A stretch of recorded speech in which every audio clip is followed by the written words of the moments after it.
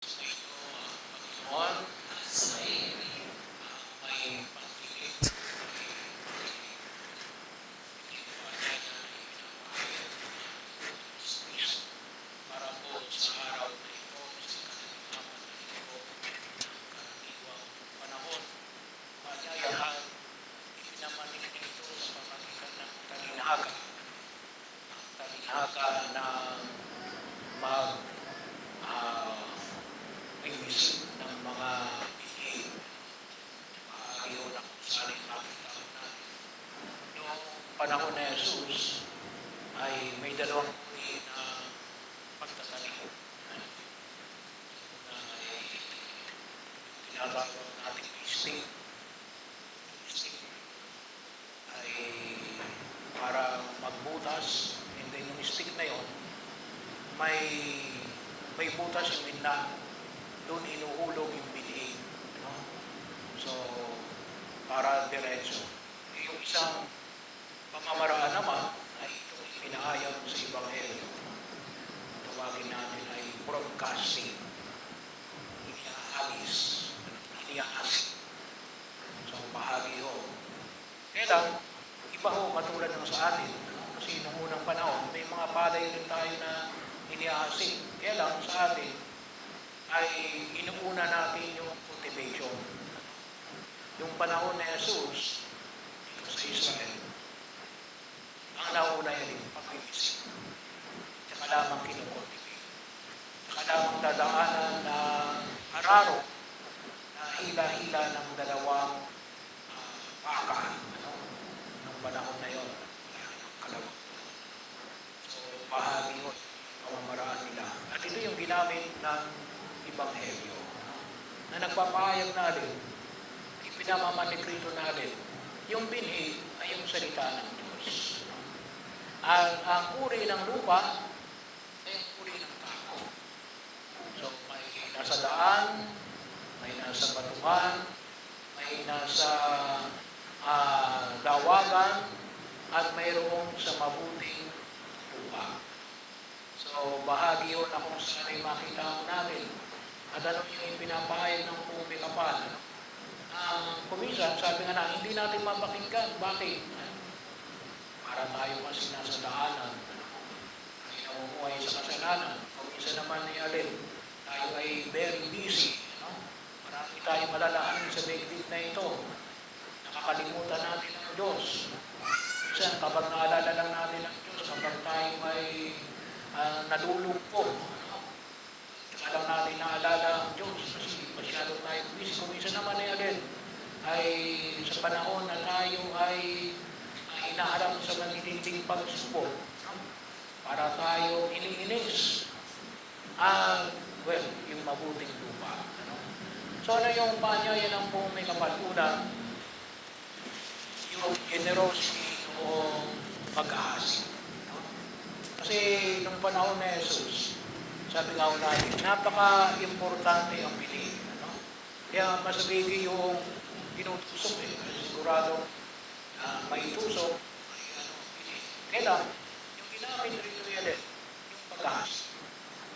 Kasi kahit saan anong yan na yung sasabihin ni Jesus, na ang salita ng Diyos ay para sa lahat. Para sa lahat. Ibinibigay niya yung salita ng Diyos. Kahit na doon sa mga lupa na dinadaanan, doon sa mga taong maaaring hindi tatanggap ng salita ng Diyos, ay binabahagi niya ang kanyang salita. Kaya yung kanyang paanyaya din, makinig ang mga bayong pag-ibig. Kasi ipinapahayag niya sa bawat isa sa amin. Pero yun ang huwag natin kalimutan. Hindi natin pwedeng sabihin na, hindi naman ako pinapansin ng Diyos. No? Hindi. Bahagi ko yun. May mga pagkakataon na yan ay hinihasik sa atin. Kaya lang, hindi natin napapansin. Bakit? Gawa nga ng maaari tayo ay nasa iba't ibang mga sitwasyon na hindi natin kinikilala yung pagkilos ng Diyos o yung kanyang salita. Kaya anong kinakailangan natin? Yung hamon ay pinapamanig sa atin ng pumikapal. Kinakailangan natin i-cultivate. kinakailangan natin ayusin yung uri ng ating lupa. Kinakailangan natin na maging bahagi ng pagkilos na maunawaan natin yung kanyang salita. Ano kasi kanya yung panawagan? Bakit? Sapagkat inayos niya natin, katulad ng unang pagbasa, ibinahagi na yung kanyang salita, katulad ng niebe. Ano ibig sabihin ng niebe? Ano ibig sabihin ng niebe? Snow, ice. So bahagi sa Israel kasi may mga lugar na nagyayelo. Bahagi yun. May mga lugar, hindi naman sa lugar ng Israel. Pero yun, so ibig sabihin, na kapag natunaw yun, may epekto. Sigurado magbibigay ng epekto. Yun yung salita ng Diyos. Kaya lang, kinakailangan natin tulungan. Kinakailangan natin tanggapin.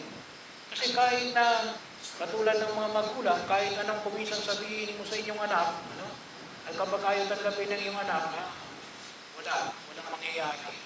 Kaya kinakailangan na magkaroon tayo ng puso na handang tumanggap sa paanyaya ng Diyos. Kinakailangan natin ipagdasal. Kinakailangan natin ipagdasal.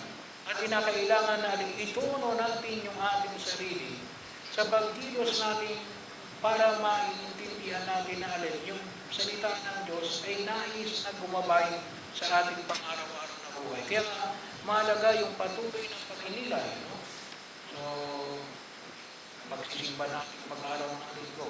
Ito lang punutusin yung pinaka-maintenance natin ng ating pananampalataya.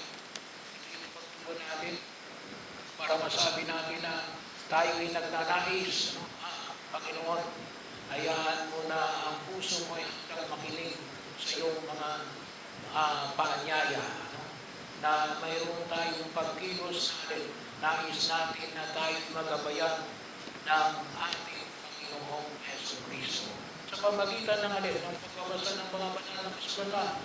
Kaya kung kayo nagsisimba ng every Sunday, sigurado, napapakinggan niyo.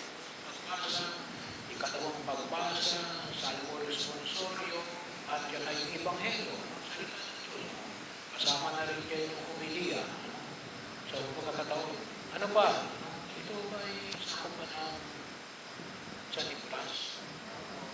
So, bahagi yun. Yung mga sinulat ng mga santo, yung mga buhay ng mga santo, pwede yung makatulong sa atin.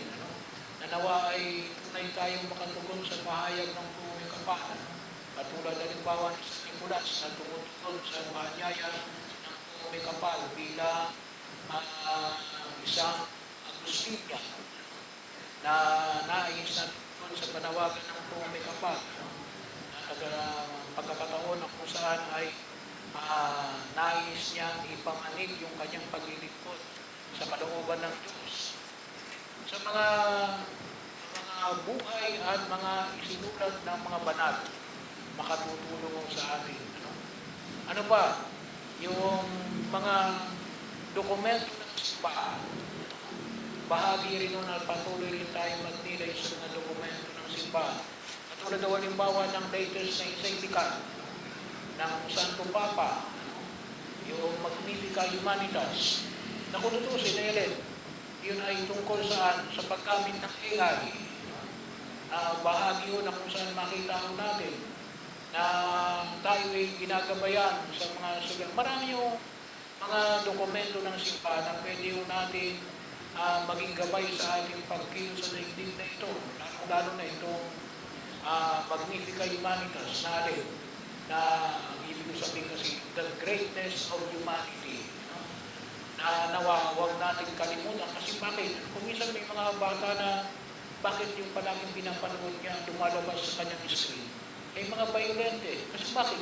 Yun ang pinindot niya eh. May algorithm yan. Kung minsan, may algorithm yan. Kaya kung minsan sabi mo, ay bakit lahat ng pinapanood may violent? Kasi yun ang pinindot mo nung una eh. Yun ang lalabas ngayon. Kaya mag-ingat tayo kahit magaman hindi natin namamalayan. May mga programa na binibigay sa mga tinatawag natin ngayong mga social media. Katulad ng Facebook, TikTok, Instagram, at iba pang mga platform na makita natin. Kinakailangan din tayo ay tinuturuan natin, makita natin na nawa ay magkabayan tayo ng buong may kapal. Pwede rin naman alin. Pwede naman pindutin ninyo yung tungkol sa halimbawa, pwede yung harapin din yan yung alin, yung gospel of the day, awit at papuritan ko. No? So, kaya gamitin natin ang mga bagay na ito para higit natin makita yung pagtugon na ipinamamanig sa atin ng buong may kapal. Kinakailangan din natin i-cultivate yung ating sarili. No?